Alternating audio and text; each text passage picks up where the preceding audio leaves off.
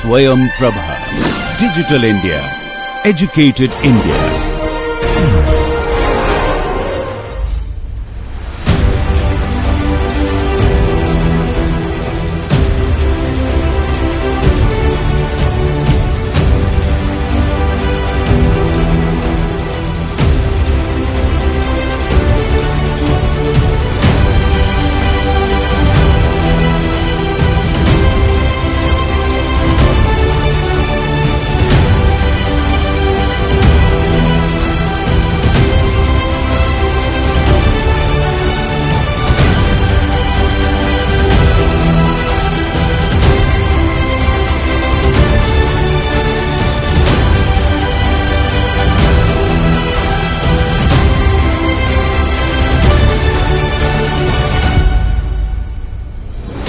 So far what we have been studying is the response of a material to one single stimulus, namely load rising to a certain level, being held there constant for a number of minutes or hours for a given period of time, and then load coming down to 0.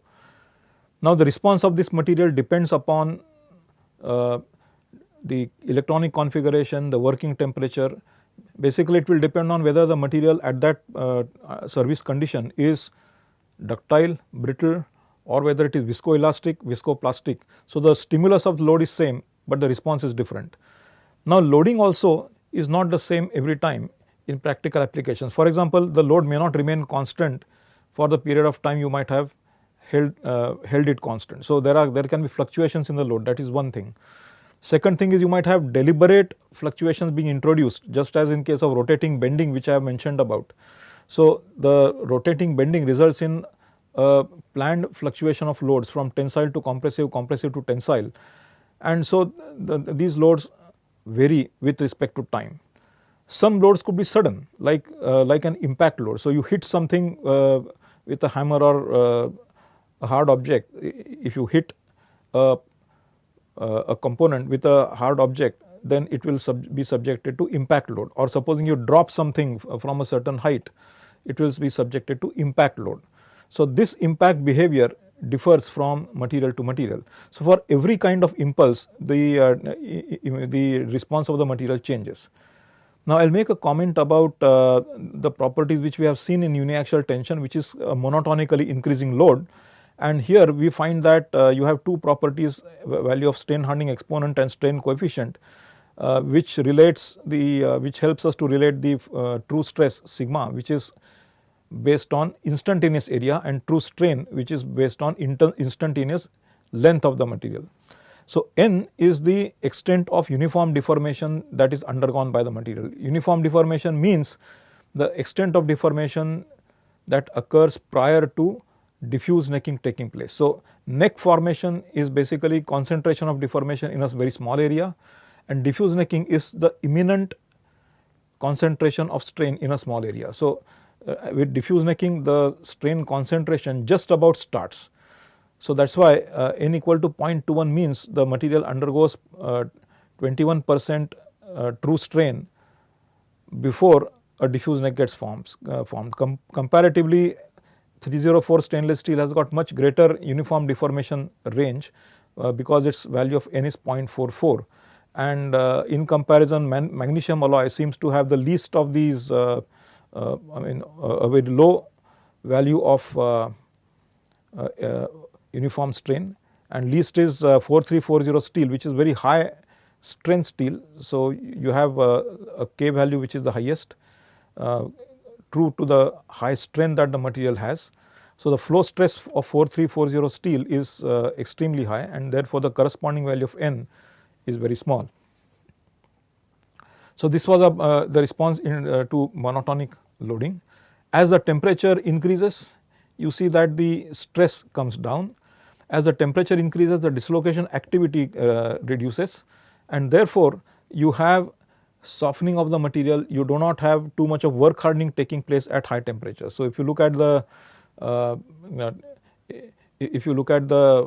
stress strain curve, then at -100 degrees centigrade, it is the stress is highest at a very small at low temperature, a little less at relatively higher temperature and even less at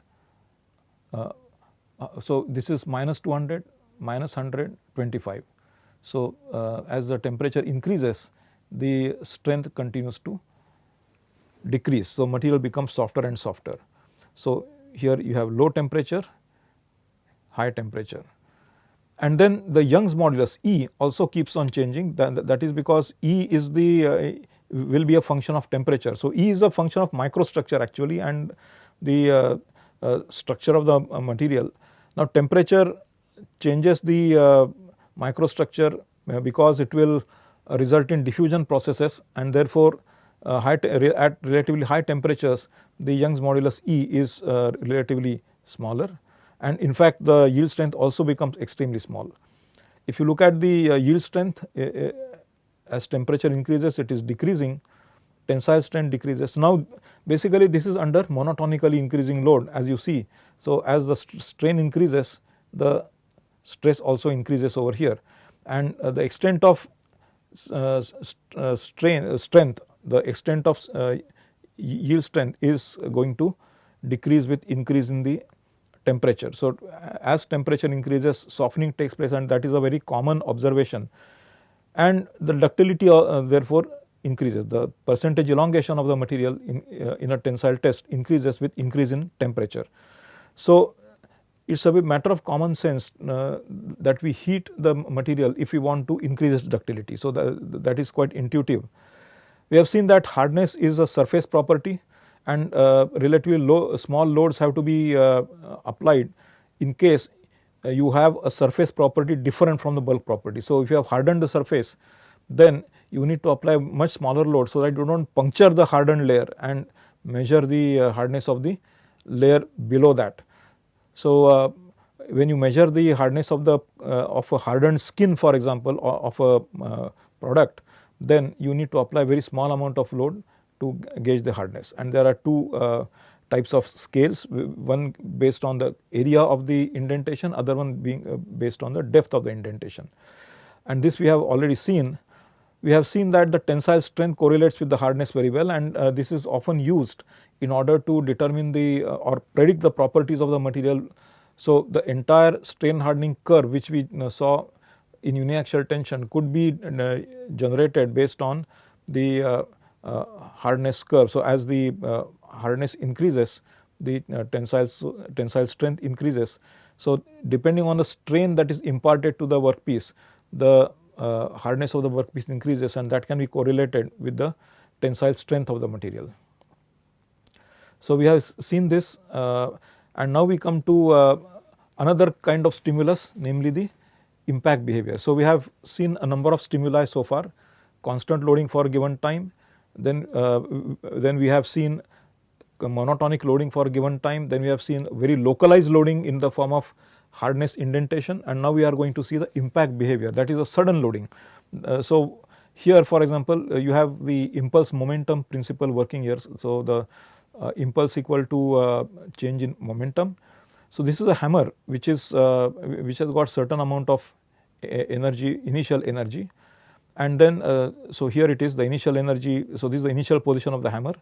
So it has got it starts from a certain height, so its energy is mgh. Now if the sample did not exist and it were allowed to swing, then assuming a frictionless situation, it would rise up to the same height as h naught. So no energy would be consumed, because so we are neglecting the aerodynamic resistance as the hammer travels from here to there. But then there will be conversion from potential energy mgh to kinetic energy here 1 half mv square, and again back to mgh at the end of the stroke.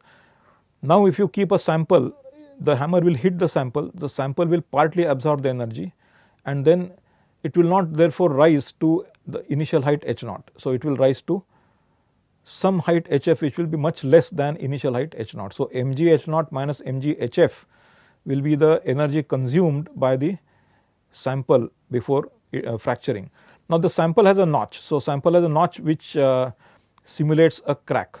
So the root of the crack has got a certain finite radius that has been given. So the radius is given as per standard. So, there are certain standard radii, the standard notch angles which have been stipulated, so that there is no discrepancy between two testing procedures, and the properties reported are reproducible. Actually, in impact behavior, properties really are not reproducible. There is always some scatter, but then you can minimize that scatter by standardizing many things. So, when you standardize the test, the scatter that is produced of the scatter of the test results, the energy absorbed during an impact is reduced, provided the standards are followed meticulously.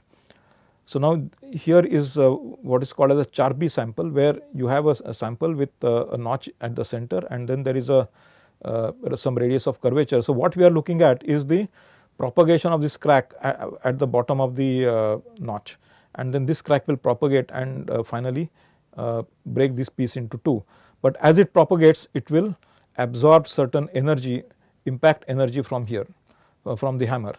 So, the impact energy will be determined based on mgh0 minus mghf. So, that is the impact energy absorbed while the crack propagates. So, if the material is ductile, there will be more energy absorbed, because what you will find is that as the stress concentration takes place ahead of this tip of the notch, there you will find that the material will undergo yielding, and then when it yields, and since the material is ductile, it will undergo a lot of plastic strain before actually it fails. Therefore, we had developed an expression to calculate the energy absorbed per unit volume. So, larger is the energy absorbed per unit volume, you will find more energy therefore absorbed by this by the sample from this hammer. So, the hammer has got certain energy mgh0. A larger amount of energy would be absorbed if the material is highly ductile in nature.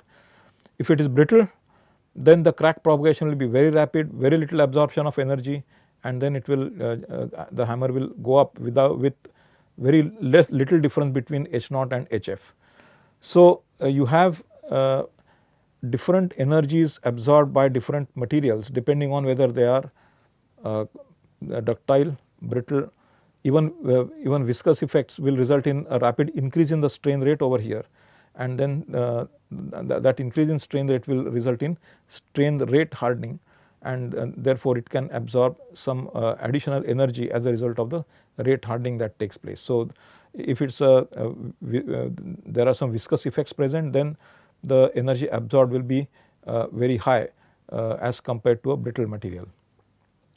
Another configuration of the specimen is in the form of a ISOD test, where the sample here is in the form of a cantilever. Here in case of Charpy, the sample is like a simply supported beam, and the heating takes place so as to open up the notch. Okay, the heating takes place so that the notch gets opened up. Here also the direction of heating is such that the notch gets opened up. If you hit from this side, you will tend to close the notch. On the other hand, here if you hit from this side, the way the hammer is going to hit here, it will open up the notch, result in tensile stresses and failure under tensile stress. So, it should always be remembered that whenever we test the material, we test the material under tension. That is because the material, the chances of failure of material are very high when tensile stresses are acting. For instance, there are many materials like concrete and let us say cast iron, which are strong under compression but weak under tension. So, that is why it is important that the tensile loads are used for gauging the property of the material. So, this is basically a ISOD notch, and then as we talked about the tensile test, we said that as the temperature increases, the yield strength comes down, the ultimate tensile strength comes down. So, basically material becomes softer. Similarly, the response to an impact is also governed by temperature. So, if you look at this, as the temperature goes on decreasing, the impact strength drops very rapidly. So, relatively high temperatures meaning room temperature and a little above room temperatures, you have a very good amount of energy that is absorbed. Impact strength is relatively high, which is gauged by the energy absorbed. So, energy absorbed is very high, whereas if you reduce the temperature to say -40, -80 etc., then the energy absorbed is extremely low, and therefore, the material is said to become brittle. So, now at so there is a range between what is the energy absorbed under room temperature conditions or under this is called as upper shelf, and the energy absorbed at low temperatures. So, this is called a lower shelf, and halfway through that we draw a line which demarcates ductile from brittle. So, no failure is actually ductile, no, purely ductile, no failure is purely brittle. Here, yes, you have failure which is purely ductile. Here you have failure which is purely brittle, but in between you have a failure that is a mixture of the two. So, the fracture surface will have features of ductility as well as of brittleness. For example, at a temperature somewhere here, you will find that most of the features are ductile. Ductile features meaning fibrous fracture. So, the electron microscope will show you dimpled fracture, large dimples, indicating that the voids which grew have grown to a large size as a result of large amount of strain that has been withstood by these voids. So, you will find a fibrous fracture in the ductile domain, and evidences of brittleness also, very small evidence of brittleness, but most of the fracture will be ductile in this regime. As you go down here, for example, you will have 50% of the features which will indicate a brittle fracture, 50% of features will be indicating the ductile fracture, and this particular temperature at which the fracture appearance changes from ductile to brittle is called as fracture appearance transition temperature or ductile to brittle transition temperature. So, at this point it is the material is said to have transitioned from ductile to brittle. So, you would not like the material to develop more brittleness or be subjected to impact loads when it is brittle. So, when you develop structures, when you construct structures, you need to take this into account, because in many countries the ambient conditions are like say 30-40 degrees in summer and maybe -40 degrees centigrade in winter. Now, if the same structure has to withstand loads under both these conditions, then you need to consider the brittleness or transition from ductile to brittle due to a change in the temperature. So, that is the reason why you need to understand this transition temperature and make sure that the material is not subjected to large strains to the extent that when the material is brittle at low temperatures, it will lead to a kind of failure, right. Now, this DBT, this phenomenon is typical of body centered cubic materials, and the reason behind that is the very few slip systems which are available, and so this transition takes place in the body centered cubic materials, where so you have typically iron or maybe steel at room temperature, and then if you go below, then the body centered cubic structure continues to remain.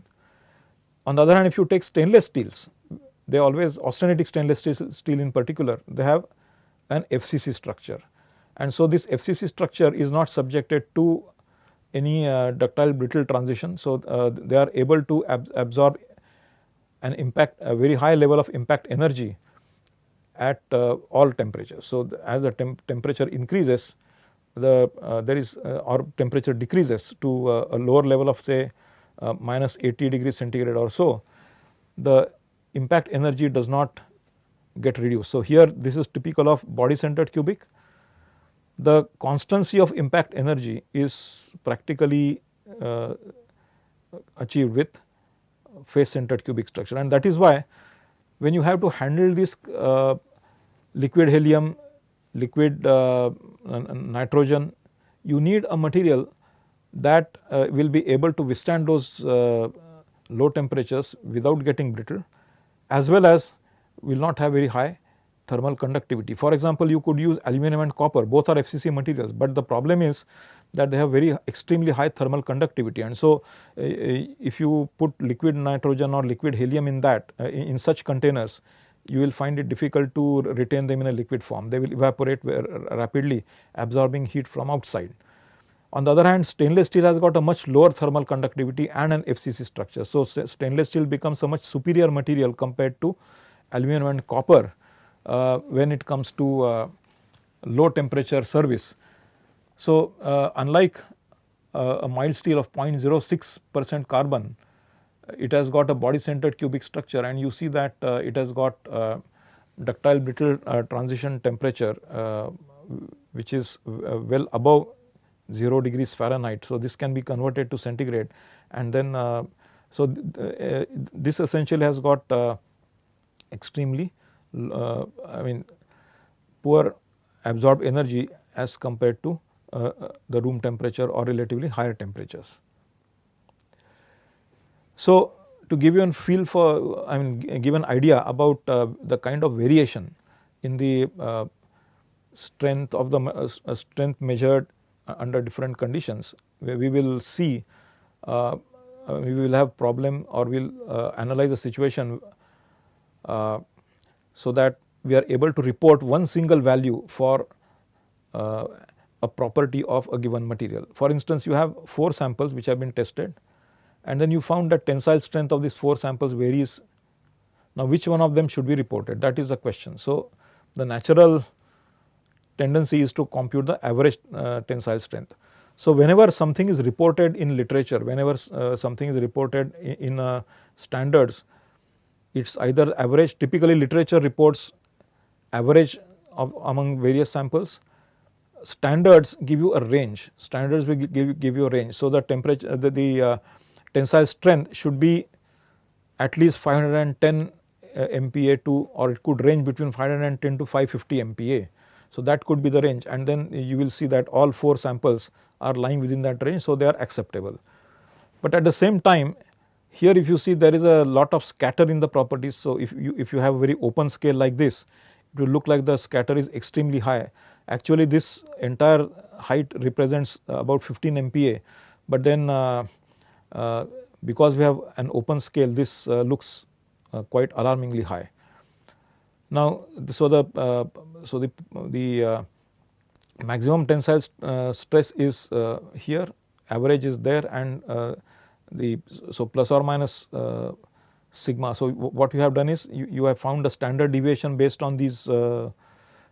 You have found the average, and then so this is the average. So, average plus standard deviation, average minus standard deviation. So, you basically characterize the material to represent the properties, so that if you were to test, let us say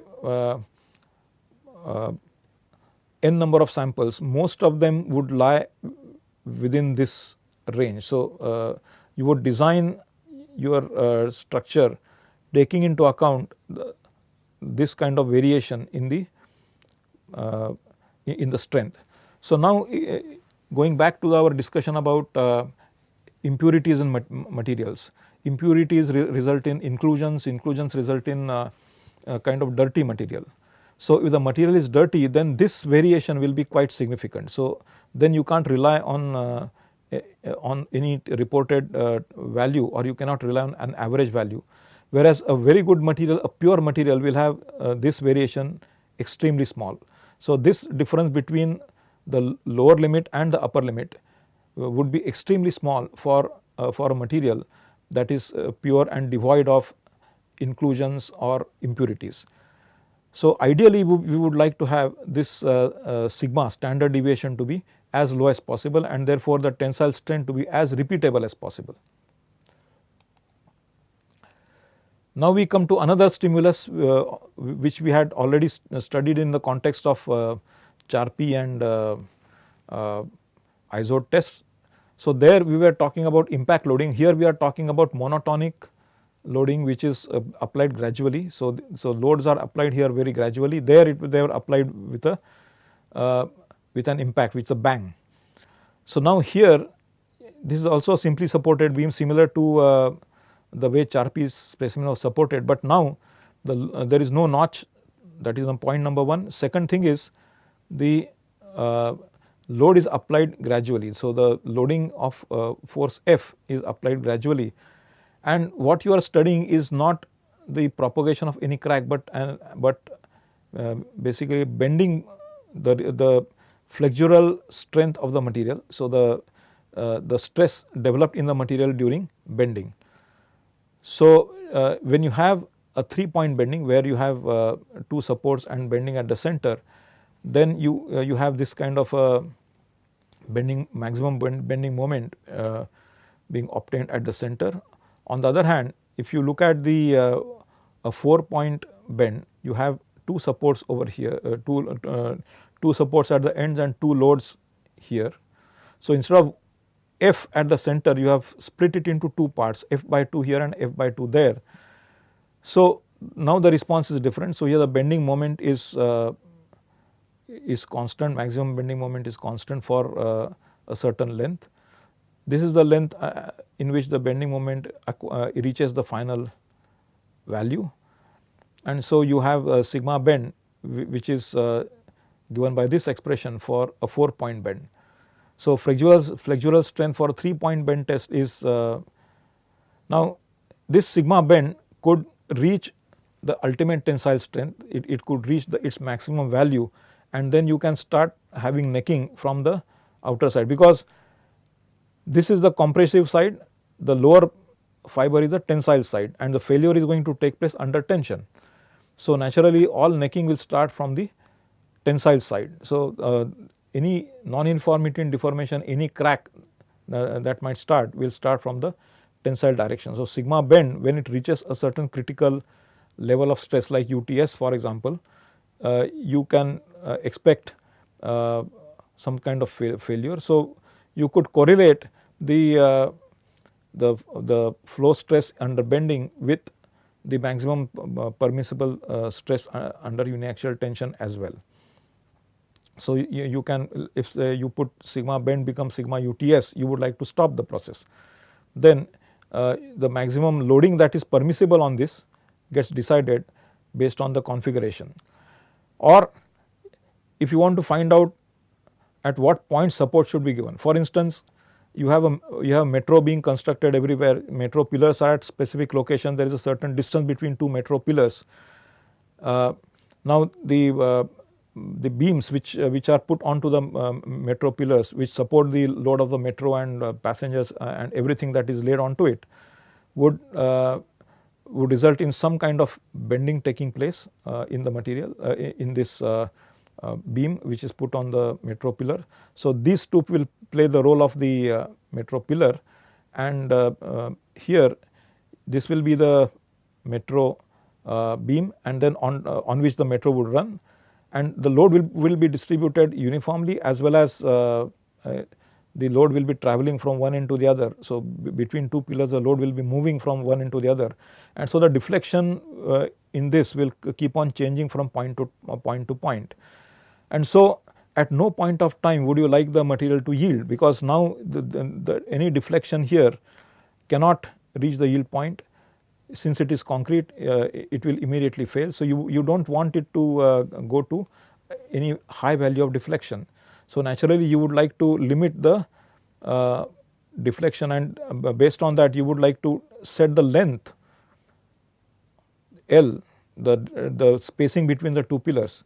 So you would like to set the sigma bend as a safe stress which can come on this outer fiber because of the metro passing by, and then the length, the distance between the 2 pillars would be decided based on the load that is coming on the beam here, and of course the cross section of the beam is known, that is designed and that is standardized.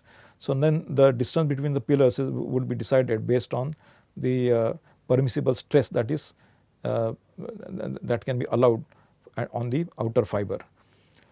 So, this is what is important, and the flexural modulus depends on the stress divided by strain, right. So, the flexural modulus is again the bending stress divided by the bending strain, and therefore, you have E bend, the Young's modulus under bending is given by this expression, where delta is the extent of deflection that has taken place.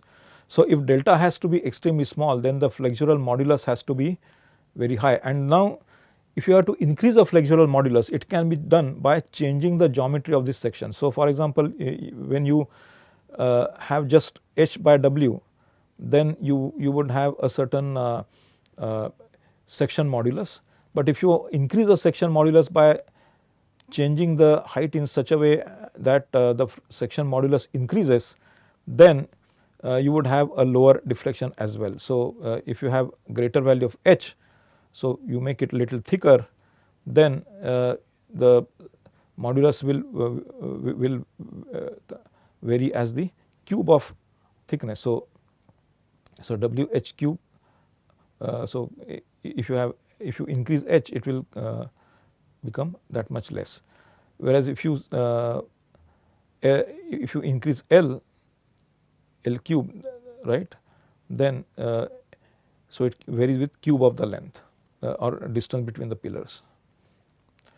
So, this is how we use the properties we have determined in design. So, in design we do not want any failures, we do not want anything to reach the yield strength, we do not want any crack to propagate.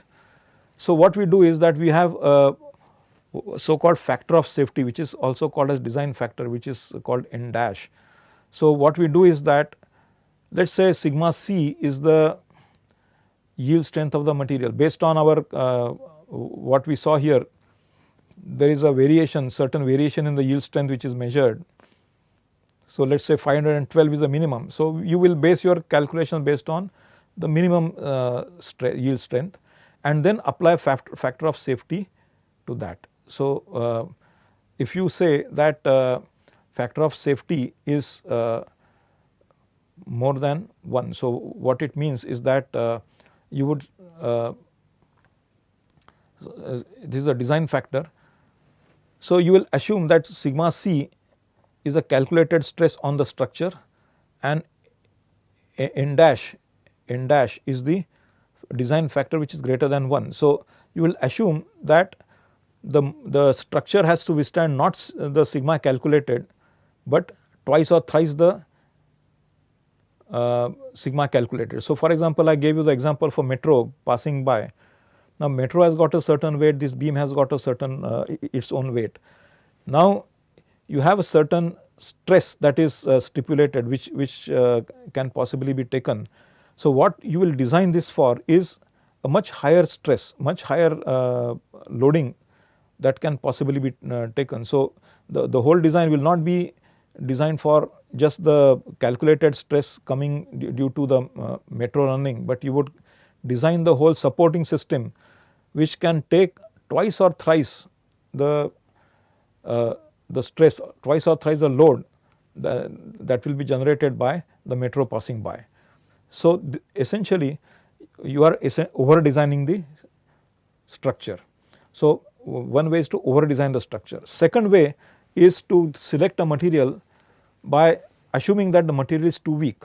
So, what you do is that you have the yield strength of the material, say 512 MPa is the minimum strength among the 4 values, and then you have what is called as a factor of safety, which will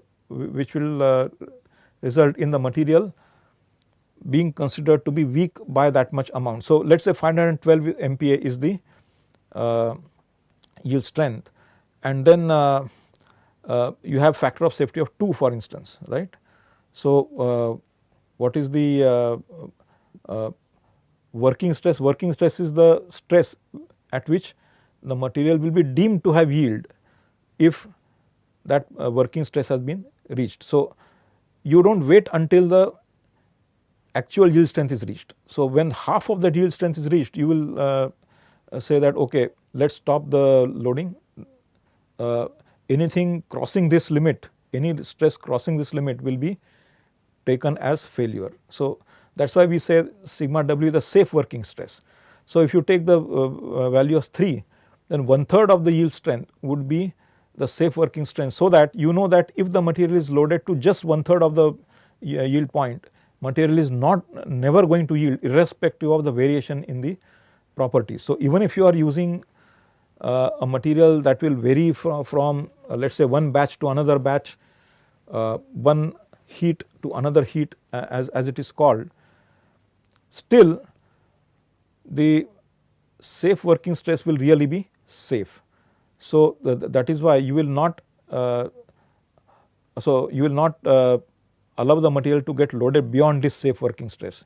So, consequently you will design the cross sections of the material of the product, cross sections of the let us say metro beam for instance, so that it withstands these loads. So, the cross section will be that much thicker, the cross section will be that much robust, that much stronger.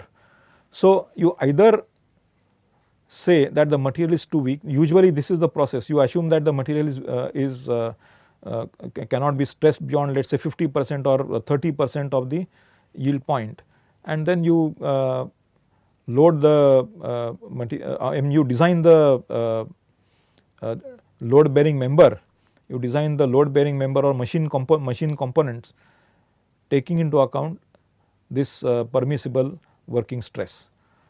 Or you say that let us say I know that say 10 tons is going to be the load, let us say I am designing a crane hook, 10 tons is the load to be lifted by the crane hook, I design the crane hook for 50 tons.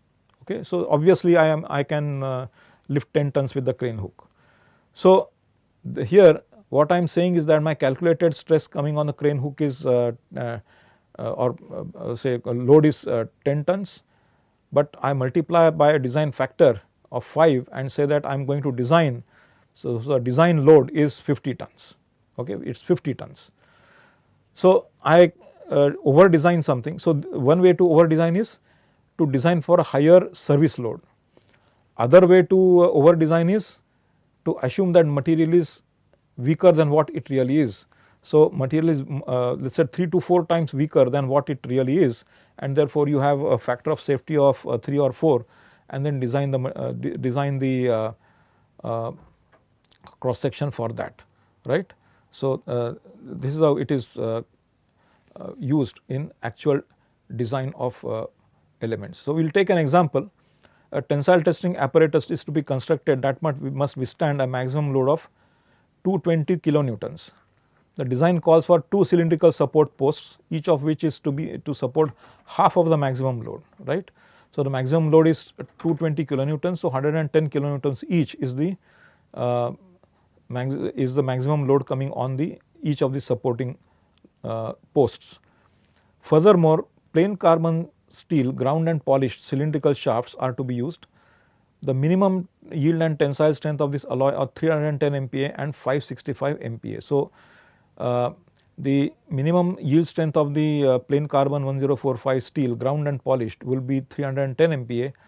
For the same material, the ultimate tensile strength is 565 MPa. So, basically what you are saying is that the material will yield at 310 MPa. So, if you are going to construct something that has got structural value, meaning it should not go beyond the yield strength of the material, then you would take the yield point as something that will not allow the material to yield. So, you have to maintain the stress much lower than the yield point, so that the material does not yield.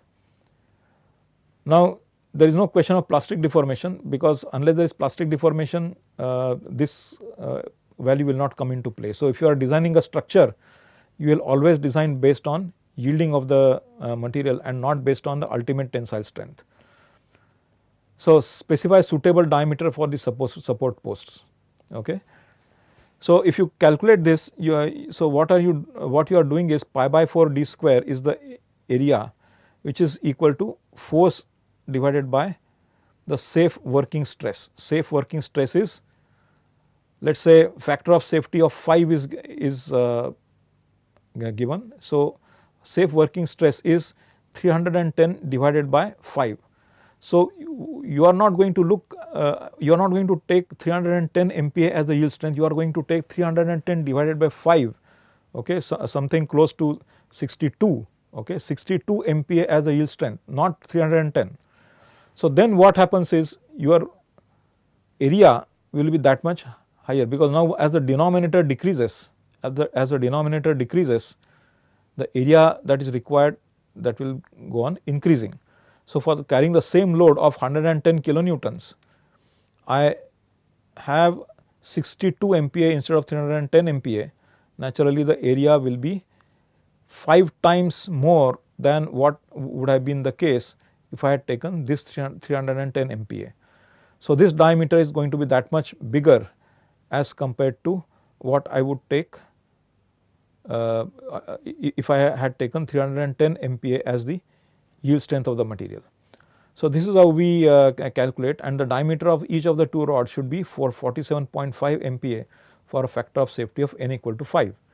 You can take different factors of safety and calculate for yourself how the recommended diameter or required diameter changes with either increase or decrease in the factor of safety. Usually, you should not use any factor of safety less than 2.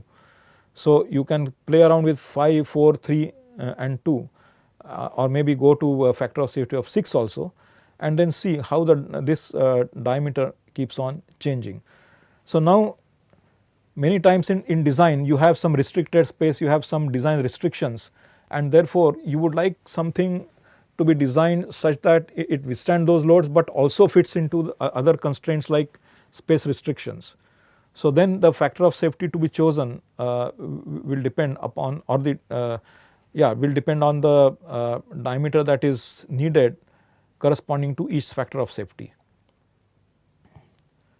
So, these problems are for homework. I will describe to you how they should be solved, and then also give you answers for one or two, but then I would recommend that you do this homework first, and if you are not able to do it at all, then only you should look at the answers and try to find out how it was solved. But I would insist that you try to solve it yourself. Refer to your notes, sit with a book, solve it until you are successful, and then check the answer. So, if the answer turns out to be wrong, then you can find out where you have made the mistake, but do not directly go to the answer and then try to learn things by heart or something like that. You develop a habit of going by procedure. You practice the procedure of getting from the problem to its solution. So, first problem is an aluminum bar of 125 mm long length and having square cross section of 16.5 mm on an edge. So, you have square cross section means the cross section is 16.5 mm by 16.5 mm, and the gauge length is 125 millimeters, is pulled in tension with a load of 66.7 kilonewtons, and it experiences an elongation of 0.43 millimeters, assuming the deformation to be entirely elastic. So, what they are saying is that you are well below the yield point of the material. Assuming that deformation is entirely elastic, calculate the modulus of elasticity of aluminum. Okay. So, you have the stress which is calculable from the load divided by the cross sectional area, and strain is calculable from the elongation and the initial length. So, initial length is 125, change in length is 0.43. So, 0.3 by 125 is the strain, and stress is 66,700 newtons divided by 16.5 square, right. So, that will give you the stress, and then you can get the Young's modulus very easily. Another way of calculating the Young's modulus is based on single crystals of some substances. So, we have already seen the crystallographic planes and the directions. So, from that understanding, we can also calculate the Young's modulus based on the moduli measured in different directions. So, what it says is that for single crystals of some substances, the physical properties are anisotropic. That is, they are dependent on the crystallographic direction, and one such property is the modulus of elasticity. So, modulus of elasticity is dependent upon the crystallographic direction, right. So, now the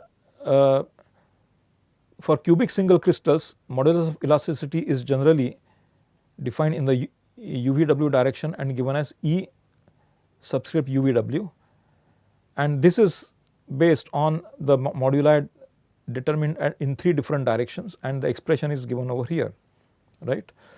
Epsilon 1 upon E 100 minus 3 into 1 upon E 100 minus 1 upon E 111 into alpha square, beta square, gamma square, alpha square. So, where alpha, beta and gamma are the cosines of directions or cosines of the angles between UVW and the respective directions, right. So, you have alpha, beta and gamma being the angles between UVW direction. So, alpha will be UVW and 100, beta will be UVW and 010, and gamma will be angle between UVW and 001. So, you need to calculate these I mean you have to basically simplify this expression so that you can get the value of 1 upon E UVW, right. So, you can verify the values for aluminum, copper and iron. So, aluminum, copper and iron, so that you are able to find out the value in different directions. So, now you can take any direction UVW which is not coincident with this, okay, which is not, let us say 110, you take 110. So, E 110 here will be corresponding to 1 upon E 100 minus 3 into this, and this alpha, beta, gamma have to be calculated between 110 and the direction cosines of 110 with or maybe cosines of angles between 110 and 100, 110 and 010 and 110 and 001 directions. So, to give you a brief idea about which is which. So, you have the direction 100 here, 110 here, 111 here. So, just for your visualization I have given you this. This slide is available already in the previous lectures which you might have seen, but then for your direct reference I have thought of giving it here. Another exercise could be to find the yield point. For example, in this you have an equation sigma equal to k epsilon to the power n, but then now k is given in terms of Young's modulus E. So, E by 180 is effectively the k, okay. Yield point is taken as that for which the permanent strain is 1/4 of the recoverable elastic strain. So, now instead of taking 0.2% proof stress, they have taken the permanent strain is 1/4 of the recoverable elastic strain. So, elastic strain is sigma by Young's modulus E, capital E, right, and the yield point is taken as that for which the permanent strain is 1/4 of the recoverable elastic strain. So, elastic strain is sigma by capital E, and 1/4 of that is sigma by 4 capital E is taken as the permanent strain. So, that is instead of 0.2% proof strain, you have taken that as sigma by 4 E as the proof strain. Determine the yield stress Y and the true and nominal values of instability stress in terms of E, the Young's modulus E. So, this is an exercise little difficult than what you have seen so far, but then try to attempt it. I can tell you that at instability epsilon becomes equal to n. I have already we have discussed this already right in the beginning of this lecture. The end of the uniform strain is equal to n. So, at imminent instability the true strain reaches the value of n, strain hardening exponent. So, you will have sigma equal to k into 0.25 raised to 0.25 in this case, right, n raised to n as the sigma at instability, at imminent instability, meaning at diffuse instability. So, here you will be able to determine the value of sigma at diffuse instability in terms of capital E, and where epsilon is equal to 0.25. So, if the n had been 0.3, this epsilon also would have been 0.3 at instability. So, if you were to calculate the uniaxial instability stress in terms of E, you would equate this with the value of n, which is 0.25 in this case, and then you have E upon 180 into 0.25 raised to 0.25. So, if you look at the verification, I mean this is the solution to the problem which I had given you pertaining to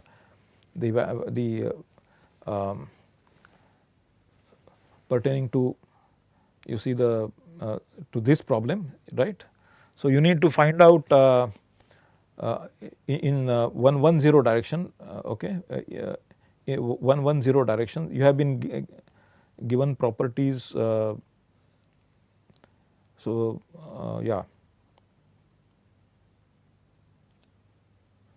So this is E110 is in 110 direction, not 100 direction, it is 110 direction. That is one correction you should take.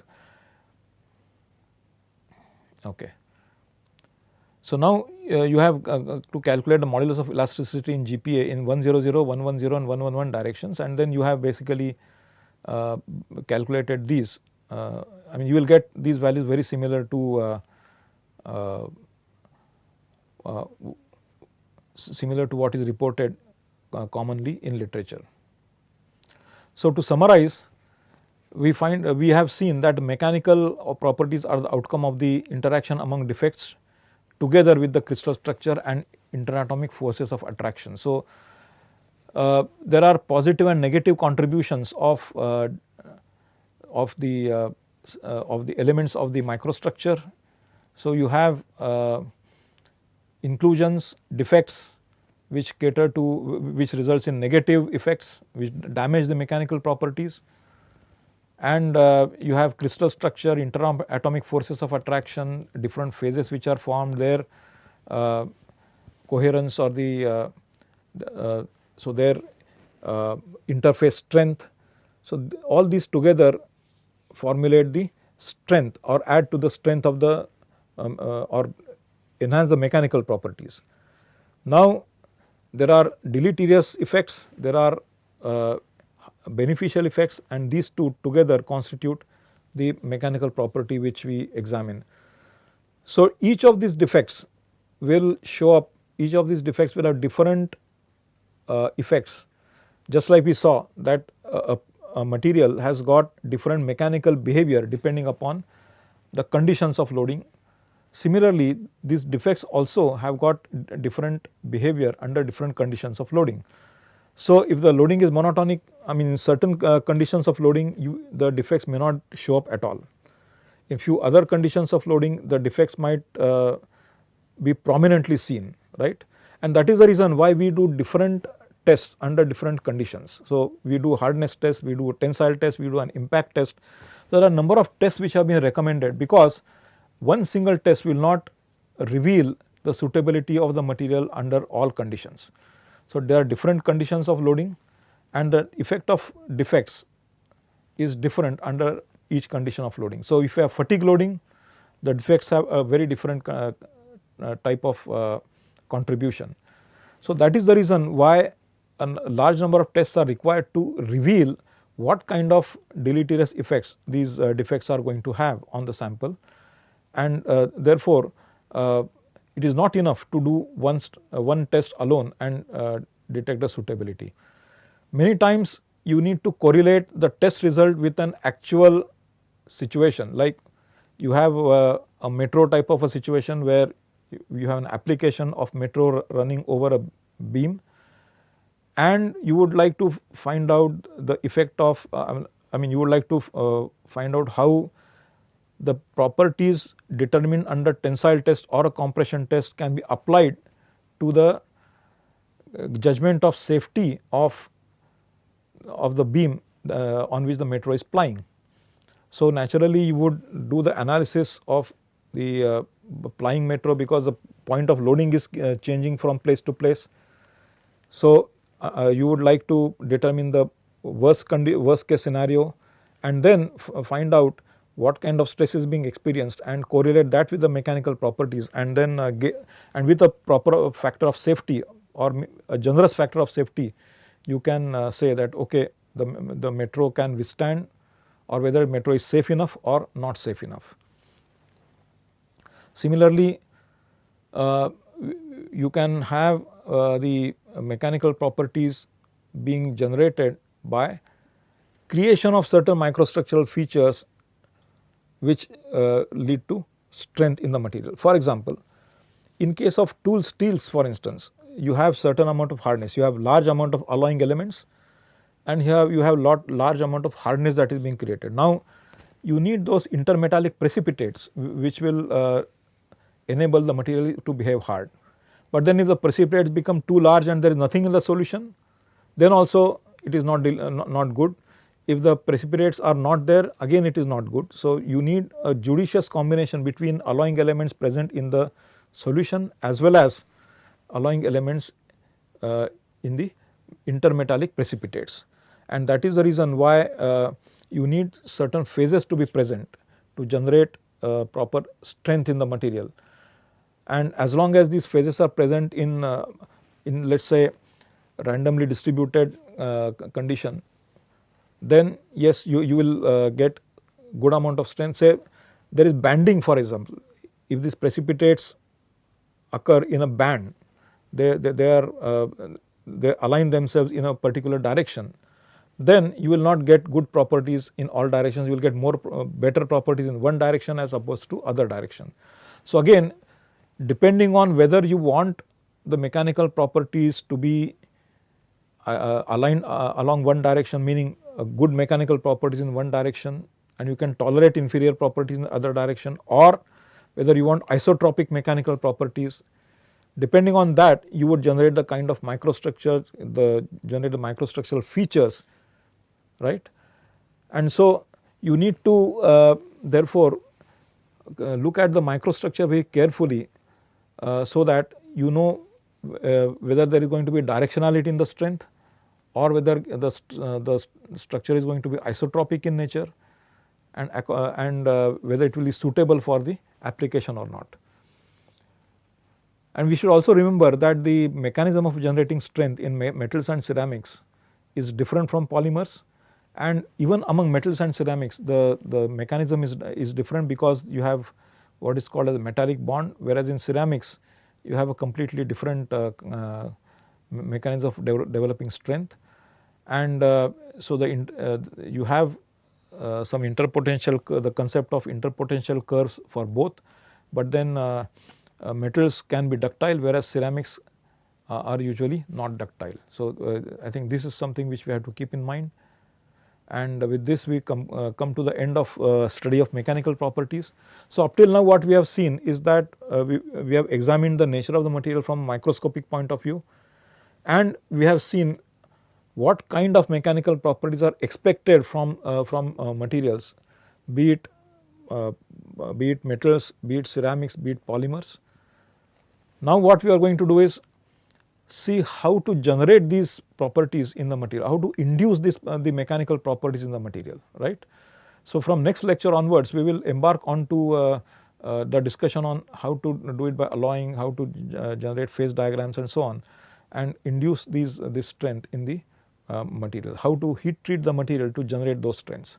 So, basically we will go along to see how the strength gets generated.